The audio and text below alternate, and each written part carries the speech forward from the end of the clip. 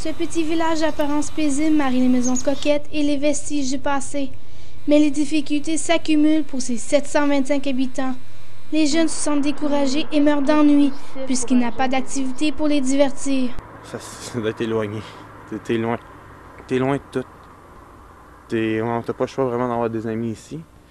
Puis quand t'arrives, t'es nouveau, ben faut que tu te fasses des chums. Parce que ouais, t'as pas de cinéma, t'as pas les arcades, ils ont toutes fait faillite. Les jeunes, pour se désennuyer, font des bêtises et la petite école du village a même déjà été endommagée par des graffitis.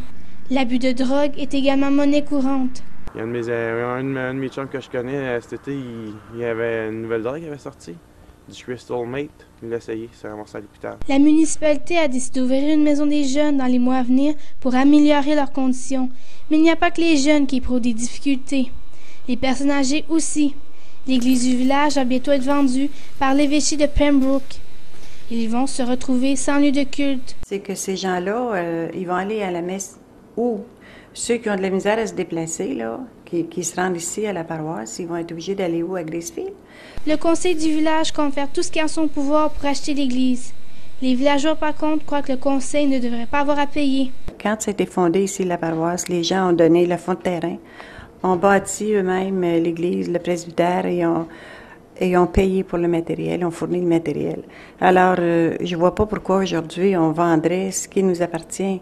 Les habitants du Patelin trouvent que le fardeau financier ne devrait pas reposer uniquement sur la municipalité et que les gouvernements les ont oubliés. Le gouvernement se désintéresse des régions, puis je pense que les résidents aussi, on dirait qu'ils ont moins le sentiment d'appartenance à cause de toutes les coupures. Là. Oui, c'est vrai, ça. On n'a pas de job, on n'a pas ci, on n'a pas ça. Le gouvernement, il pense avec eux autres, il pense pas au pauvre monde. Il pense pas à aider les jeunes, surtout la santé puis les activités pour les enfants. Ici, au Cayamais, on a beaucoup besoin de l'aide pour l'école. Je trouve que le gouvernement devrait se forcer puis nous donner un petit peu plus pour faire plus de choses pour les jeunes, autant que pour des personnes âgées qui ont l'âge d'arbre, ces choses-là. Dans ma petite ville, on était juste 4000, puis la rue principale s'appelait Saint-Cyril. Malgré tout, la mairesse Lamarche compte rendre le village plus dynamique en attirant les touristes été comme hiver, avec la forêt de l'Aigle et ses 1000 escaliers.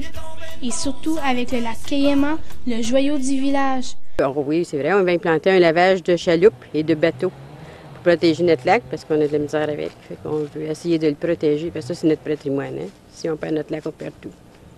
On cherche aussi à trouver des activités qui rendraient au village son cachet d'antan, en faisant par exemple la promotion de l'artisanat local. Les problèmes du très quotidien d'une municipalité sans l'aide gouvernementale s'amplifient et devient un problème de société.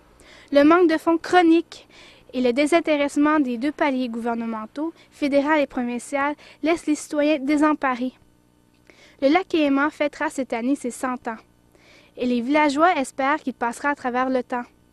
Zoé Dantigny-Charette, la Cité collégiale, lac Cayamais.